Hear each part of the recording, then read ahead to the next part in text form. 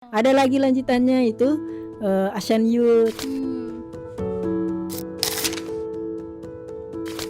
Dulu saya tuh orang yang kurang gitu, orang kurang keluarga gitu. Jadi saya bagaimana caranya saya pengen sekolah, biaya dari situ. Karena saya dari SD sampai sekarang saya kuliah itu dari beasiswa olahraga gitu. Keren banget ini. Kalau saya dulu tuh masih ada kata orang tua kudu perih.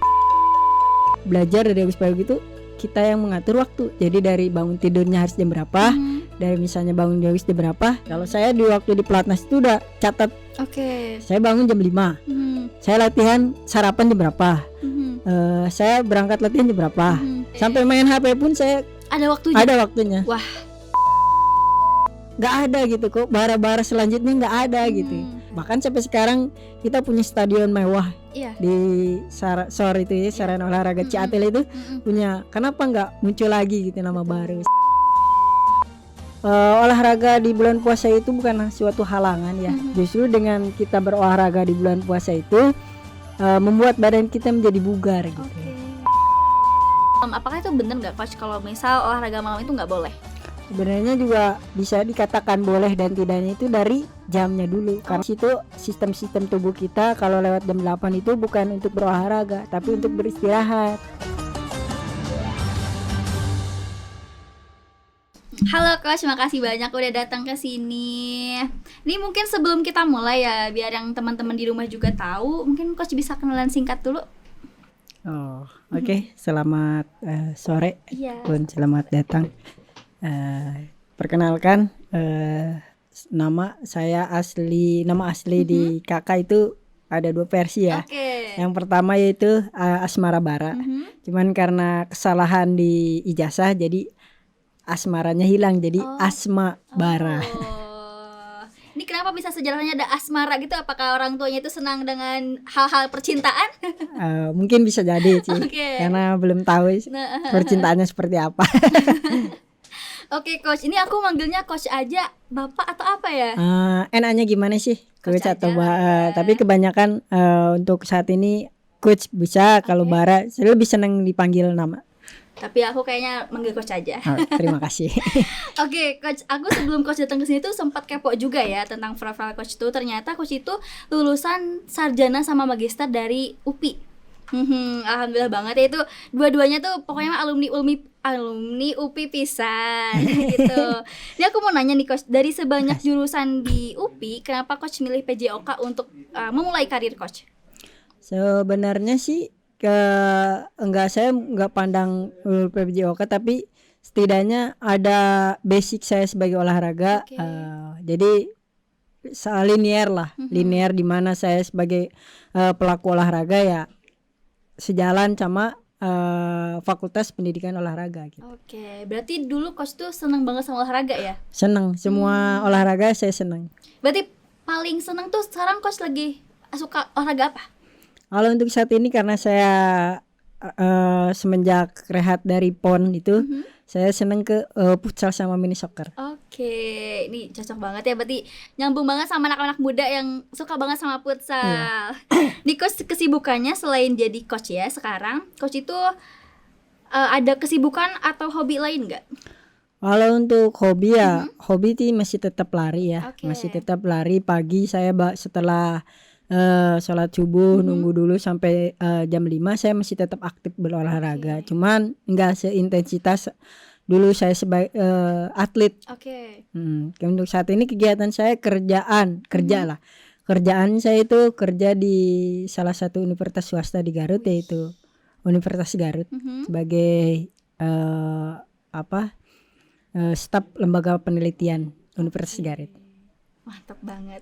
Nih coach, ngomong-ngomong soal olahraga ya, aku tuh kan dulu juga, aku sebenarnya dibilang suka nggak suka ya sama olahraga. Aku suka olahraga tapi nggak sukanya tuh udah itu badan tuh pegel-pegel, sakit-sakit gitu loh coach. Tuh jadi aku tuh kadang pengen nanya gitu, kenapa tuh udah olahraga tuh badan kita tuh suka sakit-sakit gitu, kenapa? Bisa jadi kemungkinan 2 hal ya. Bisa jadi itu kan baru pertama kali atau belum terbiasa. Kalau untuk baru pertama wajar karena seperti kita perkenalan gitu.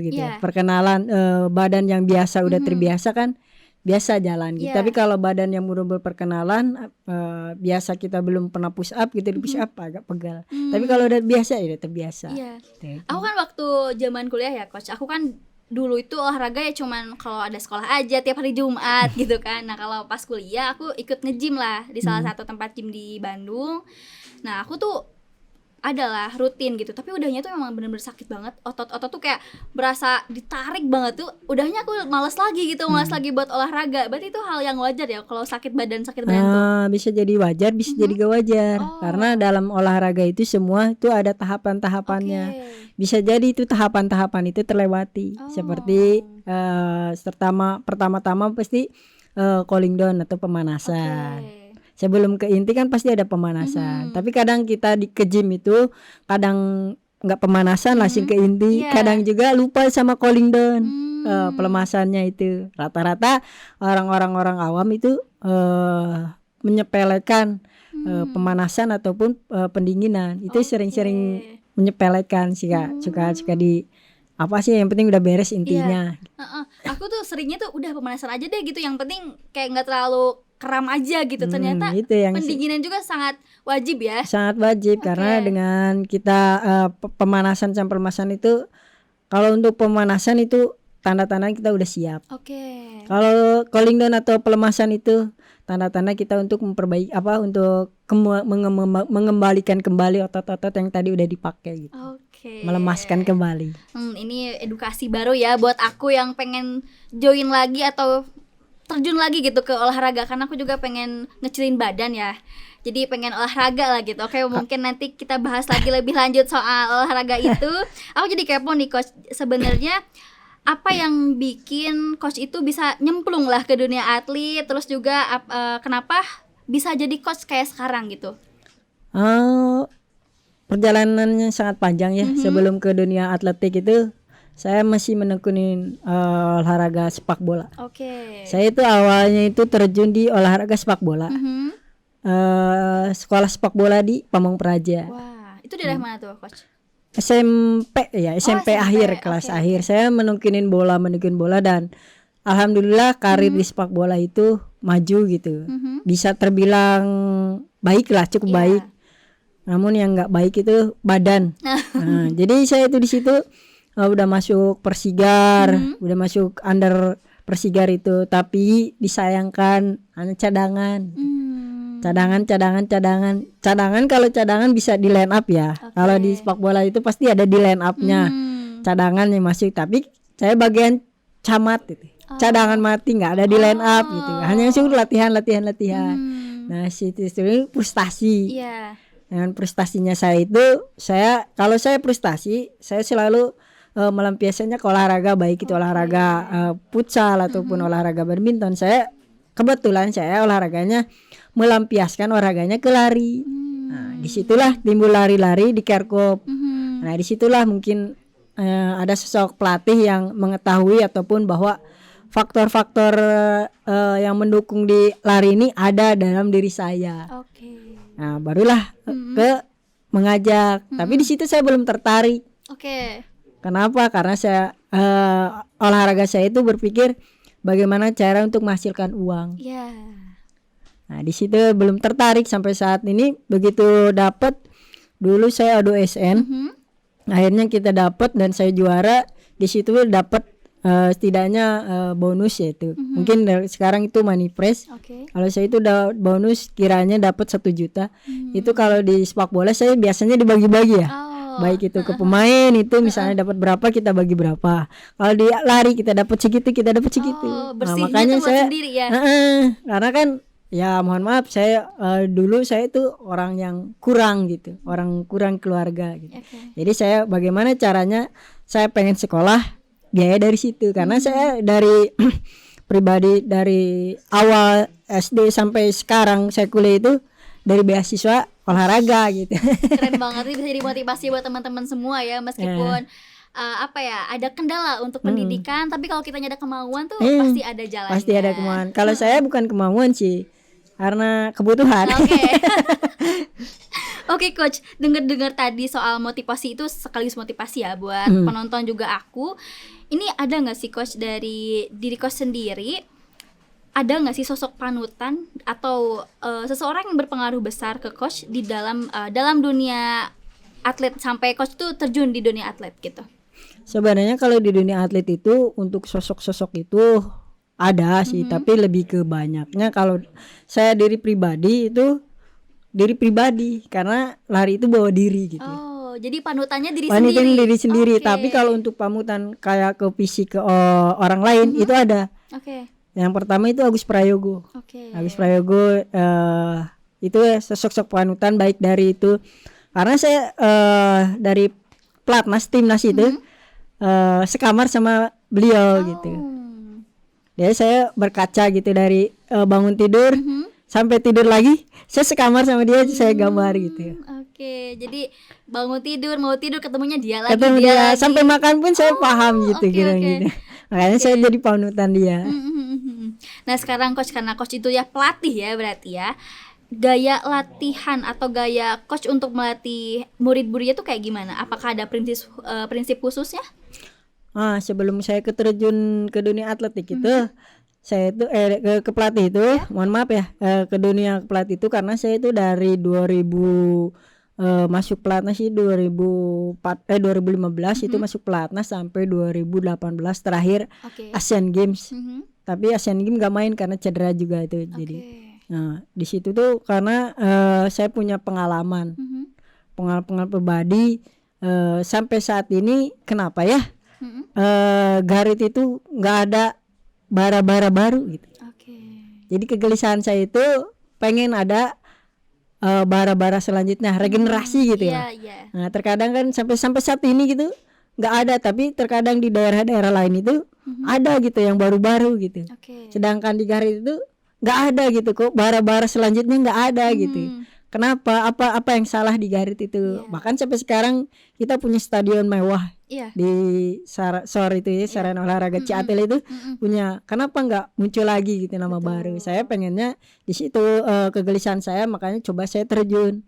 Nah dari terjun saya alhamdulillah rezeki bisa masuk ke lisensi untuk ngambil lisensi kepelatihan di kebetulan alhamdulillah di Indonesia itu ya, region Jakarta. World Athletic ya, level 1 World Athletic dunia. Itu berarti jangka waktunya berapa lama, coach? Sebenarnya sih kalau untuk langsung tatap muka itu bisa sebulan. Cuman karena sekarang dunia semakin maju, canggih, jadi kita by online terus online-nya berapa? Kalau nggak salah itu 20 hari. 20 hari dan ketemu tatap mukanya itu 4-5 hari kalau nggak saya lupa lagi. Coach, ini sangat menarik banget ya karir coach itu, berarti dari merintis sampai sekarang udah jadi pelatih gitu. Nah sekarang aku mau nanya nih coach, ada nggak sih atau gimana cara coach untuk memotivasi diri sendiri sama murid gitu kalau semangatnya tuh lagi turun? Kalau saya saat ini karena saya juga baru belajar juga ya. Kalau dulu saya menyemangati karena saya ini masih perintis, bukan pewaris. Kalau saya, kalau zaman-zaman dulu. Tapi kalau zaman sekarang ya mungkin serba ada, mungkin ya yang saya temuin yang ikut latihan sama saya itu masih difasilitasi sama orang tuanya. Jadi nggak ada rasa oh saya harus begini. Kalau Sundanya itu perih gitu, belum dapat perihnya gitu, belum dapat. Nah, belum dapat sih. Kalau saya dulu tuh masih ada kata orang tua kudu perih jadi orang itu. Jadi kalau saya ini belum sih. Tapi untuk memotivasi diri, saya selalu mengembangkan. Contohnya bukan ke orang lain tapi ke diri sendiri. Ini loh saya dengan tinggi 150 dengan berat badan hanya 41, kecil, saya bisa berprestasi dan bahkan saya bisa di Indonesia, timnas Indonesia dengan kalian didopang fasilitas orang tua, tinggi mencukupi, kenapa kalian nggak bisa gitu? Karena sama-sama makan nasi gitu. Iya betul. Ya, itu cara motivasinya sih. Itu sekaligus motivasi diri aku juga iya coach sih, ya. makanya saya pandangannya nggak jauh sini, tapi pandangannya pribadi. Saya dengan pribadi saya seperti ini sini, makanya orang ini tahu ya mungkin bisa sehari 2 hari hilang, kan rata-rata kan kalau udah kita motivasi sehari 2 hari hilang. Tapi ya saya selalu setiap beres latihan, ayo semangat lagi, kamu bisa. Karena di olahraga dunia lari itu kita sendiri yang memotivasi. Iya. Karena lawan terberatmu bukan orang lain tapi dirimu kalau di dunia lari. Oke, ih, bagus banget coach. Aku mau nanya nih coach, tentang pengalaman coach sebagai pelatih gitu. Ada nggak sih hal lucu atau hal unik yang pernah coach alamin? Sebagai pelatih Heeh. atau sebagai atlet? Sebagai pelatih dan atlet mungkin ya. Oh, kalau hal lucu sih di hal lucu di sebagai atlet sih, saya bisa ketemu istri sih. Oh. Heeh. Ketemu hal lucunya apa ya? Karena waktu itu kan di mes, di mes itu saya lagi deket sama si A gitu. Oke. Nah, ada di mes itu jadi kan ada ibunya itu sebagai cuci baju. Nah, di cuci baju itu ada banyak yang komplain gitu. Ternyata kenapa sih baju bara aja yang wangi? Oh, oke. Ternyata di balik wangi itu, sedangkan yang lain itu biasa aja gitu. Ternyata di balik itu tuh ada seseorang yang cuci baju sama kasih parfumnya gitu. Nah, di situ hal-hal lucu itu ternyata pas di situ saya tanya kenapa ini. Nah, baru saya memberikan diri buat ngelamar. Nah. Berarti tanpa pacaran langsung lamar? Enggak. Wih, ini cowok terus dicontoh ya. Jadi jangan cuma janji, mending langsung aja ya coach tuh kan. Wah, kalau misalnya daerahnya sama gak jadi masalah. Ini daerahnya Garut, daerahnya Garut ke ujung Indonesia di Sumatera. Berarti istri coach tuh orang Sumatera. Sumatera, Medan. Oh, tinggal di sini. Alhamdulillah. Wah. Tinggal di sini. Bener Itu nggak langsung ya. itu nggak langsung kita langsung kapan tanggal waktunya, nggak langsung dulu dapat saya terimanya tidak. Jadi kisah cintanya itu bermula dari parfum baju. Oke. Aduh, ini sangat menarik banget ya, ternyata coach dapetin jodoh tuh kita tuh gak perlu capek-capek ya, karena Allah juga udah siapin. Tinggal kita usahanya. Kadang usahanya juga ada yang lucu, ada juga yang perih. Yang lucunya kayak coach mungkin tadi ya, berawal dari cuci baju, semprot parfum, jadi istri. Berarti sekarang mah tiap hari diparfumin mulu ya. Tapi kan untuk momen lucu di pelatih sih belum sih, karena saya juga lagi belajar, lagi merintis. Karena nggak langsung saya jadi pelatih hebat tuh, pasti orang-orang itu dari bertahap-tahap sih. Tapi betul. untuk saat ini saya belum dapat hal lucu sih. Oke. Pasti dapat merintis lah. Semoga sukses ya coach. Amin. Terima kasih, mohon doanya. Ya, pasti. Mudah-mudahan ada bara-bara selanjutnya. Amin ya Allah. Ini kita harus, pokoknya teman-teman yang udah nonton ini harus termotivasi dan gerak gitu. Jangan mager diem nontonin kita, tapi harus langsung berpikir nih, kita abis nonton ini harus ngapain ya gitu ya coach. Semoga coach juga bisa memotivasi teman-teman semua di rumah. Amin. Nah, sekarang aku mau nanya nih coach, karena coach juga sibuk ya di dunia pendidikan mungkin. Di dunia pendidikan salah satu universitas swasta di Garut, Uniga. Gimana cara coach ngebagi waktu atau menjaga keseimbangan antara kerja sama sekarang coach karir sebagai pelatih? Kalau untuk saya sih balik lagi ke prinsip saya waktu saya jadi atlet ya. Karena saya dari atlet itu ya belajar dari kayak Agus Prayogo tadi ya. Nah, saya merelate gitu. Ternyata saya tangkap dari kegiatan seharinya Agus Prayogo, yang saya tangkap itu kita yang mengatur waktu, bukan waktu yang mengatur kita. Jadi kebanyakan kita itu diatur waktu. Nah, saya menanggapi di Agus Prayogo itu, saya belajar dari Agus Prayogo itu kita yang mengatur waktu. Jadi dari bangun tidurnya harus jam berapa, dari misalnya bangun jam berapa, ini harus jam berapa, ini harus jam berapa, udah teratur. Kalau saya di waktu di pelatnas itu udah catat. Saya bangun jam 5. Saya latihan sarapan jam berapa. Saya berangkat latihan jam berapa. Udah ada teratur. Jadi sampai tidur pun saya udah. Sampai main HP pun saya ada waktunya. Wah, itu kayak militer banget ya coach. Karena di Agus Prayogo itu orang militer juga. Oh, pantas. Jadi dia mengatakan dari situ untuk saat ini saya tetap gitu. Ya. Tapi awalnya tuh agak ini enggak coach, karena mungkin beberapa teman di rumah juga kan, berarti kita tuh harus apa ya, tersusun lah ya intinya, terplanning hidup tuh, mulai dari bangun tidur sampai waktu tidur, bahkan sampai main HP. Kecuali kalau misalnya main HP-nya itu cari uang, tapi kalau cuma scroll doang mah lebih baik cari aktivitas yang lain. Nah iya. itu mungkin awalnya tuh ada tekanan nggak coach gitu? Sebenarnya bukan tekanan lagi sih, itu hal yang harus wajar karena harus terbiasa kan. Harus benar-benar kita paksa, ada paksaan bukan tekanan ya, harus paksaan. Paksaannya dari mana? Dari diri, karena memulai perubahan baik itu dari diri, bukan dari orang lain. Nah untuk saat ini saya pakai pola itu dikerjakan, apalagi kan di Uniga itu, di Uniga ya. Di Uniga itu saya sebagai staf, belum dosen. Jadi untuk dosen hanya sebagai asisten dosen. Nah saya itu dari jam sama aja, cuman untuk membedakan itu saya sekarang udah punya anak kan, jadi agak sulit itu. Sulit Nah, manggil tapi waktunya. untuk pagi saya di kantor untuk itu sama saya itu. Saya jam berapa harus lari, saya sekarang lari. Meskipun udah pelatih juga terus lari juga. Makanya saya ke tempat latihan itu saya lebih awal dari mereka atlet itu. Lebih awal karena saya pengen olahraga juga, karena dari kalau kita berhenti itu rasanya makan tidur itu gak enak, gak nyenyak. Karena udah suatu kebutuhan dan kewajiban ya.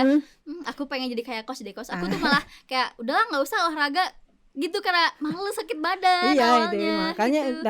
Banyak sih orang-orang awam itu untuk yang sulit itu bukan olahraganya tapi memulainya. Betul banget. Udah memulai ngerasain sakit badan nggak mau lagi. Iya itu. Padahal namanya apa ya, proses tuh harus tetap dilewati ya. Mau enak, mau susah gitu kan. Jadi meskipun sakit badan, tapi tujuannya pengen ngecilin badan tetap harus dilakuin. Itu. Makanya sampai sekarang itu saya tetap pedomanin itu. Saya habis ngelatih, misalnya saya jam 5 nih bangun, misalnya sholat. Biasanya 5:30 saya udah di lapangan buat olahraga. Nah baru jam 6 mulai saya ngelatih menyalurkan hobi saya, ilmu saya ke teman-teman adik-adik yang mau berprestasi. Nah sampai jam 8 saya pulang mandi lagi, baru berangkat kantor. Berarti sangat produktif ya coach. Setelah itu balik lagi ke rumah. Pulang kantor itu jam 4, pulang dulu ke rumah, jam 4:30 berangkat lagi ke lapangan. Berarti memang lapangan, kantor, rumah gitu aja terus ya. Oke coach, ngomong-ngomong soal tadi ya, aku dengar coach itu benar-benar bijak banget ya untuk menanggapi sesuatu. Meskipun kita ngobrol santai, tapi penyampaian coach itu cepet langsung sat gitu. Termotivasi banget, kelihatan banget itu orangnya itu sangat-sangat berprestasi. Ngomong-ngomong soal prestasi nih coach, aku juga kan tadi lihat profilnya coach ya, dari pendidikan, magister sama sarjana di UPI. Terus aku lihat juga kejuaraan yang udah coach raih gitu. Nah yang mau aku tanyain nih coach, awal mula coach ikutan lomba itu tahun berapa, dan itu tuh dalam acara apa, sama adakah hal yang bikin hal yang tidak terduga itu terjadi, misalnya kayak cedera, coach latihan capek-capek tiba-tiba cedera sampai ada waktunya hari H kejuaraan tapi coach itu nggak ikutan, itu pernah ngalamin apa enggak? Nah itu sih pernah sih. Kalau misalnya awal saya ikut kejuaraan itu udah jelas ya di Garut, karena kalau di lari itu ya di tahapannya yaitu di daerah dulu. Enggak langsung kita kayak sama sih seperti kayak bola juga ya, kayak olahraga cabang lain sama juga dari daerah. Nah saya itu kebetulan saya dari pelajar itu 2SN kayak nah dari situ kalau misalnya juara atau terbaiknya putra daerah baru kita lanjut mewakili daerah Garut. Kompetisi lagi daerah Garut Jawa Barat, intern Jawa Barat kita terbaik juara, jadi buat mewakilin Popnas. Kan pelajar itu Popda, Pekan Olahraga Pelajar Daerah, itu di Jawa Barat. Nah setelah itu kita naik tingkatan lagi di Popnas, Pekan Olahraga Pelajar Nasional. Ada lagi lanjutannya itu Asian Youth, itu di ASEAN Youth. Ada lagi tingkatannya Si Youth, ada sampai gitu. Ternyata banyak banget ya banyak prosesnya. gitu. Kalau kita benar-benar prestasi tetap berlanjut. Berarti awal mula karir coach kejuaraan itu dari O2SN. Ya, O2SN. Oke. Yang Kalau dapat. misalkan pas zaman-zaman coach kuliah nih, itu ikut kejuaraan juga? Zaman kuliah kan udah masuk pelatnas. Oh. Jadi agak terbagi Oke. gitu. Makanya di sarjana saya cukup molor gitu. Oke. Karena banyak kegiatan. Pas kebetulan saya itu SEA Games Malaysia. Banyak kegiatan kejuaraan. Dan saya di pelatnas juga. Jadi kalau untuk berpikir untuk belajar sih, kalau saya pribadi bukan malas, cuman karena capek ya. Karena capek jadi skip dulu. Bahkan saya bukan cuti, ngambilnya tetap kuliah gitu. Tapi ya harus benar-benar ini gitu, tapi memaksakan. Oh ya coach ya? Enggak, saya 4 tahun setengah. Oh, 4 tahun setengah. Nah, makanya begitu saya beres PON Papua, terakhir PON Papua saya beres, bagaimana saya mau lanjutkan pasca sarjana. Udah nggak ada kegiatan lagi, makanya saya cepat di pasca sarjana gitu, dengan hasil predikat memuaskan. Keren banget. Predikat memuaskan apa? Komlut. Iya, komlut. Beda gitu. Iya kan, sama. Iya, komlut. Oh gitu coach. Berarti pernah nggak coach selama kejuaraan amit-amit gitu ya, ada cedera gitu sampai akhirnya ada perlombaan tapi coach tuh nggak ikutan karena cedera? Oh, itu sering. Yang saya sedih itu ya ASEAN Games yang kebetulan 2018 kan di Indonesia tuh. Tanpa kualifikasi tuan rumah itu bisa mengikuti. Karena kalau kita bukan tuan rumah, untuk pelari jarak jauh sangat sulit untuk masuk ke timnas itu. Syukur-syukur di SEA Games aja udah syukur kita. Tapi kalau untuk ASEAN itu sulit sekali. Kebetulan kita tuan rumah, kita punya predikat wildcard, lolos gratis tanpa kualifikasi. Nah di situ cedera gitu. Banyak sih sebenarnya. Itu yang saya paling sedih itu ya. ASEAN itu. Kayak udah ada rezeki tapi kitanya ada kendala gitu kan. Ada kendala itu sedih sekali. Sangat sedih sekali. Bahkan kalau misalnya kalau di pelatnas itu kita tetap hadir untuk latihan itu, kita tetap ke lapangan. Tapi ya jiwanya itu sedih gitu. Orang lain latihan, kita hanya jalan di rumput itu. Oke coach, ini karena lagi bulan Ramadan ya, tapi kita tuh tenang aja teman-teman, kita tag-nya tuh sebelum Ramadan karena untuk menghindari lelah ya gitu. Jadi lebih baik fokus ibadah lah buat nanti Ramadan. Ini coach kita minum dulu aja. Kebetulan ada dari kolega ini udah ada 1 literan gitu sekarang tuh. Jadi lumayan lah, inovasi baru lah gitu kan. Ini bisa banget nanti buat coach lagi misalkan pusing nih mau minum apa ya nanti bulan puasa, ini bisa banget sih literan, sangat membantu gitu. Ya. Diminum aja dulu coach. Kasih kolega ya.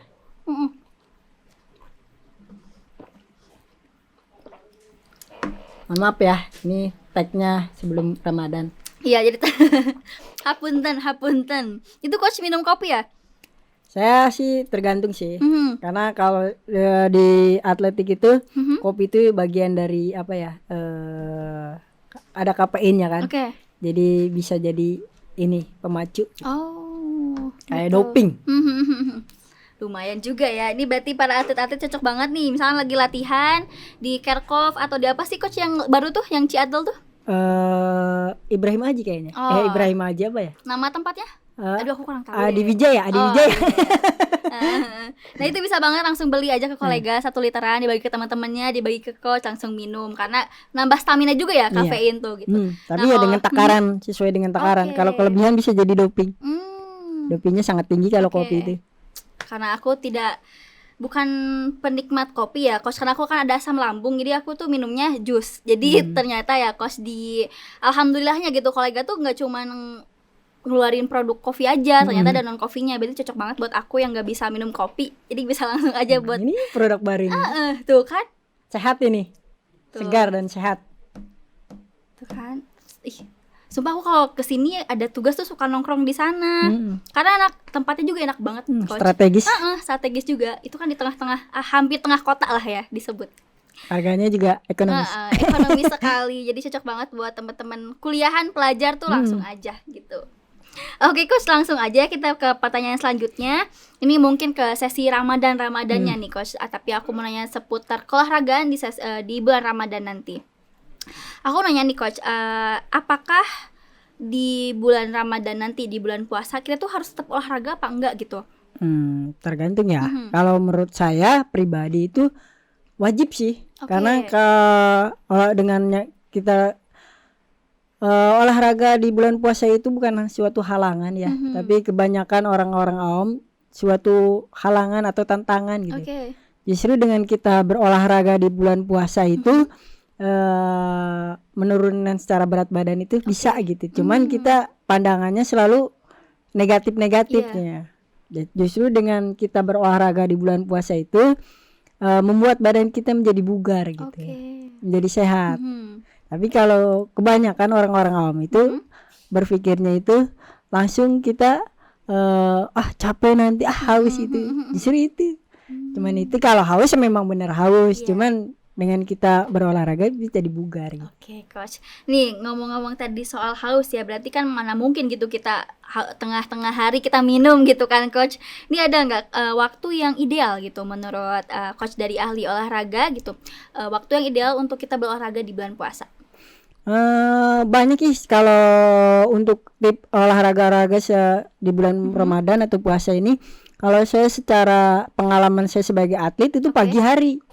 Ini sebagai konteks dalam atletik ya, sebagai pelari ataupun atlet ya. Itu pagi hari. Kenapa? Karena di pagi hari itu tenaga itu masih pulih. Dengan catatan harus beradaptasi gitu. Adaptasi dari sebelum kita bulan puasa kita harus mencoba gitu. Mencoba puasa. Misalnya dari program yang intensitasnya ringan. Nah, dari situ kita bisa aplikasikan di hari di pagi hari.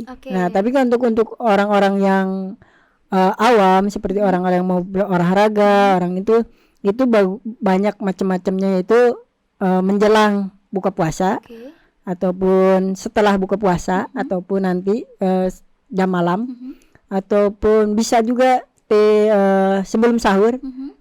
Itu bisa. Tapi ya balik lagi mana yang seleranya itu, apakah setelah buka puasa ataupun sebelum.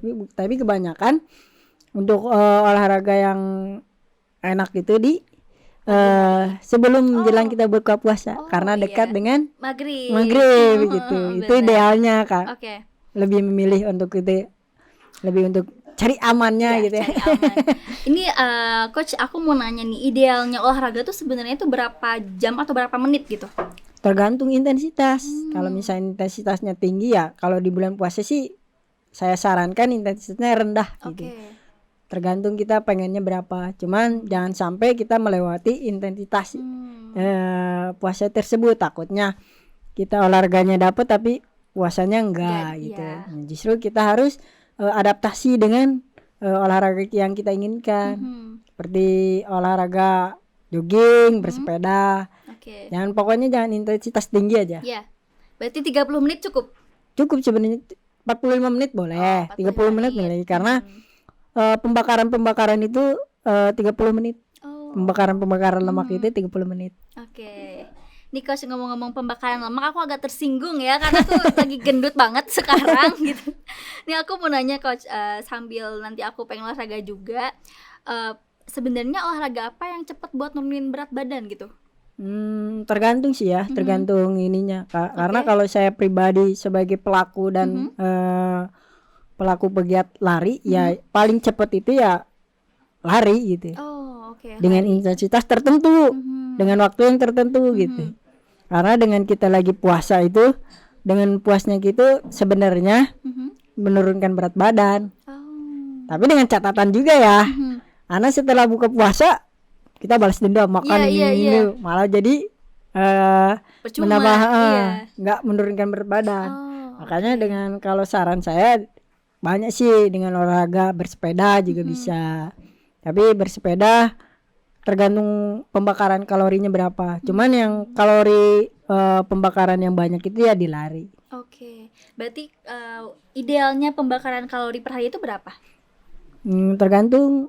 Kalau menurut saya pribadi, apa yang kita masuk kalori berapa sama keluarkan itu berapa. Nah, karena di bulan puasa itu kan asupan makanan kurang tuh. Jadi untuk cadangannya dari mana selain dari makanan? Itu dari lemak. Nah, itu makanya untuk menurunkan berat badan situ. Ya, bisa lah nanti lari ya teman-teman, kita harus lari biar nanti lebaran tuh bagus gitu ya baju tuh. Nah coach, aku mau ngomong nih coach, mau nanya, sebenarnya tuh mitos atau fakta sih coach kalau misalnya olahraga malam itu sebenarnya nggak boleh katanya? Karena kan aku tuh pengen olahraga kan sebenarnya. Terus abis aku kan kerja juga kan coach, kerja pulang setengah 5, otomatis pulang ke rumah itu kan malam gitu. Nah aku tuh pengen olahraga gitu di waktu-waktu perjalanan tuh mau ke malam lah gitu. Terus kata orang tua itu nggak boleh katanya kalau misalkan abis olahraganya tuh malam. Apakah itu bener nggak coach kalau misal olahraga malam itu nggak boleh? Sebenarnya juga bisa dikatakan boleh dan tidaknya itu dari jamnya dulu. Karena saya pernah mendengar dari jurnal ataupun podcast Dokter Tirta. Dokter Tirta itu ternyata dia juga menyarankan olahraga, cuman olahraganya jangan melebihi sampai jam 8 malam. Karena di situ sistem tubuh kita kalau lewat jam 8 itu bukan untuk berolahraga, tapi untuk beristirahat. Berarti cocoknya itu bukan cocok, idealnya tuh pagi-pagi. Idealnya sampai jam 8 lah. Jam 8 malam. Jam 8 malam gitu. Karena dengan kita olahraga itu dengan sampai jam 8, kalau lewat dari jam 8 itu kita pasti kelelahan nanti bangun paginya gitu. Karena waktunya benar-benar istirahat. Karena dengan tidurnya kita itu masih kita ada kerja loh. Apa yang kerja mungkin di otaknya. Jadi benar-benar harus makanya kalau saya sarankan kalau tidur itu gelap. Karena semuanya beristirahat kecuali jantung. Kalau jantung berhenti ya udah. Ilahi itu ya, itu mah sudah hidup selesai. Ya makanya gitu. Ya saya sarankan jangan lewat saya pernah dengar juga dari Dokter Tirta. Boleh gitu. Untuk berolahraga malam tapi dengan catatan jangan lewat sampai jam 8 ataupun lewat 9 malam. Jadi buat teman-teman di rumah boleh olahraga. Jadi lebih baik kalau bulan puasa nanti olahraga kita sebelum azan maghrib aja gitu, mendekati azan maghrib, dan hindari untuk olahraga malam. Bisa olahraga malam tapi sampai jam 8 malam aja gitu ya coach. Oke coach, aku mau nanya nih, coach kan seorang pelatih ya. Aku mau tahu gimana pola hidup sehat seorang coach di bulan Ramadan. Kalau saya pribadi itu makan yang teratur ya. Kalau misalnya di bulan Ramadan ini yang pertama saya selalu menggunakan pola minum. Pola minum itu 2-4-2. Seperti bola ya. 2-4-2 maksudnya seperti apa? Kalau 2 itu setelah buka puasa 2 gelas. Setelah bisa 5 bisa 6 saya itu 2 itu buka puasa. 4 atau 5, 6 itu di malam hari. Kan waktunya panjang tuh. Nah, waktu 2 lagi itu sahur. Nah, karena itu dengan pola itu saya bisa terhindar dari hidrasi. Karena penting banget untuk menjaga cairan tubuh di bulan Ramadan atau puasa ini, benar-benar harus penting itu menjaga hidrasi. Nah, yang selanjutnya baru pola makan. Pola makan kita atur. Kurangi yang karbohidrat yang karbohidrat yang tinggi. Bisa ganti karena dengan karbohidrat itu banyak gula ya. Dengan gula kita banyaknya ngantuk. Benar-benar cepat kan? Gemuk lagi. Jadi saya di pelatnas saya itu sering ganti dengan roti gandum. Gandum utuh sama beras merah. Nasi merah. Iya. Aku mau nanya tips bugar saat berpuasa atau asupan apa aja yang sekiranya itu bisa kita konsumsi biar badan tuh tetap fit di bulan puasa. Yang pertama ya, kalau cara tetap bugar itu ya kita balik lagi ya. Kalau misalnya kita dengan pola makannya bagus dan baik sih bisa aja gitu. Kita tetap bugar. Terkadang kan kita itu sahur pakai apa, maka nanti buka puasa pakai apa gitu kan. Terkadang dengan kita buka puasa kita itu kayak ibaratnya ajang balas dendam gitu. Selama kita makan terus langsung kita balas dendam apa bala-bala yang gorengan-gorengan itu kan. Nah, justru gorengan itu kita hindarin. Seperti kayak gorengan tahu atau bala-bala. Sebenarnya itu kalau bisa dibilang nikmat, tapi kandungannya sangat banyak. Kandungan lemaknya itu sangat banyak. Di situ terkadang saya itu makannya itu suka hindarin gitu. Kalau saat ini makan sih kita atur ya. Seperti makan kita jam berapa. Kalau saya zaman atlet malah saya makan harus benar-benar, karena di atlet itu masukan kebutuhan itunya harus tinggi. Karena saya setelah buka puasa saya makan, tarawih istirahat dulu, baru sebelum tidur saya makan lagi gitu. Jadi makannya harus benar, karena kebutuhan di atlet itu sangat tinggi ya. Karbohidrat bukan karbohidrat, masukan nutrisi itu harus penting banget. Nah, untuk tips cara bugarnya ya balik lagi ya. Kalau misalnya kita mau berolahraga, olahragalah sesuai dengan intensitas. Misalnya olahraga yang ringan gitu. Terkecuali atlet ya. Kalau untuk awam ya mungkin bisa sepeda, jogging ataupun yoga, apalagi sekarangnya lagi yoga, senam. Nah, itu bisa sangat disarankan itu untuk berolahraga di bulan puasa. Karena itu intensitasnya rendah. Kalau lari bisa dikategorikan intensitas tinggi. Kalau menurut Bara sendiri ya lari itu bisa intensitas ini tergantung dengan volumenya berapa. Nah, dengan cara nutrisi juga harus masuk. Jadi dengan kita masuk pola makan berapa, kalorinya harus berapa, badan berapa, jangan sampai kalorinya berapa tapi kelebihan yang kebutuhan kalori berapa ternyata masuk yang kalori berapa. Itu justru itu membuat kita jadi malas bergerak ataupun ini.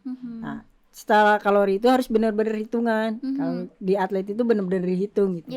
Nah, terkadang kita seperti awam-awam kan yang penting masuk, masuk. Nah, di situ itu justru kita sangat disarankan itu ya benar-benar nutrisinya gitu benar-benar dijaga. Ya kalau untuk pola makan ya balik lagi ke orang-orang, cuman saya sarankan ya meskipun nggak ada kita wajib ya ibaratnya mencoba untuk hidup sehat, karena hidup sehat itu nggak mahal sih sebenarnya. Bener nggak? Betul banget. Justru malah sakit yang mahal. Ya, sakit yang mahal. Untuk wejangan dari seorang coach di dunia olahraga buat teman-teman di rumah gitu. Sekarang kan generasi milenial tuh kadang suka mageran buat olahraga. Nah gitu, gimana menurut coach buat ngadepinnya? Jadi minta wejangan juga motivasi lah buat mereka. Saya pribadi itu wejangan pribadi itu dari pribadi saya ini ya. Karena gak tahu ya milenial ini seperti apa sih keinginannya, kedepannya pengen apa ya. Kalau saya pribadi itu bergeraklah meskipun hanya sebatas beberapa menit, karena dengan bergerak itu tubuh bisa menjadi lebih bugar ketimbang kita mager. Ya kebanyakan kan sulit gitu untuk generasi sekarang untuk bergerak aja sulit gitu. Makanya bergeraklah meskipun seberapa menit, misalnya itu berapa 10 menit ataupun 20 menit atau 30 menit. Justru itu lebih berarti ketimbang kita mager. Iya, betul.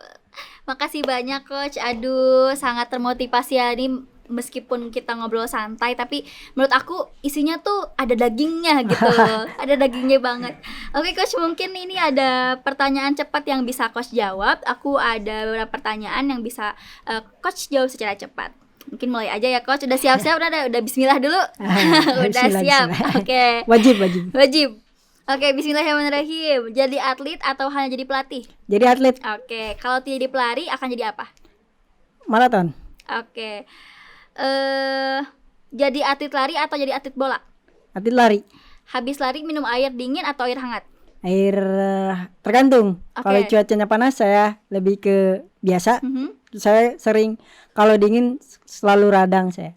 Jadi nggak pernah minum. Berarti habis lari minum air hangat? Air biasa aja. Lebih cenderung kalau udah beres lari saya air biasa. Nanti setelahnya baru air hangat. Oke. Banyak prestasi atau banyak uang? Prestasi, karena dengan prestasi banyak uang dapat. Oke, mantap. Oke coach, terima kasih banyak udah datang. Terima kasih banyak, mohon maaf apabila kata-kata yang kurang berkenan ya, karena saya juga lagi belajar. Oke. Ini tuh ada di acara bincang Ramadan. Jadi ini tuh acara podcast Garut Update yang ditayangin tuh di bulan Ramadan. Aku mau ucapin sekali lagi ke coach, makasih banyak. Terima kasih banyak juga. Udah datang. Semoga puasanya lancar. Amin ya Allah. Coach sama keluarga juga diberi keberkahan. Amin ya Allah. Terima kasih banyak. Makasih banyak teman-teman semua. Assalamualaikum warahmatullahi wabarakatuh.